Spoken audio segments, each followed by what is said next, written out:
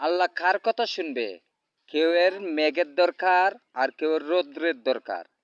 কেউ রোদ চাইতেছে আর কেউ মেঘ চাইতেছে। আল্লাহ কার কথা শুনবে? আমাদের দরকার রোদের, হাওরের দান যেন ভালোভাবে তুলতে পারে। হ্যাঁ, হাওর যেন ডুবে না যায়, এই কারণে আমরা রোদের দরকার, রোদের গান গাচ্ছি।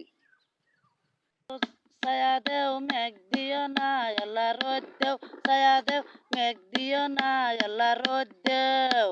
ধান খাইতে আমরা ঘরে তুলা নিব, সেই ধান বেচিয়া আমরা বাইরে বিয়া করাইব। আল্লাহ রোদ দেও, আল্লাহ রোদ দেও, ছায়া দেও মেঘ দিও না আল্লাহ রোদ দেও, ছায়া দেও মেঘ দিও না আল্লাহ রোদ দেও।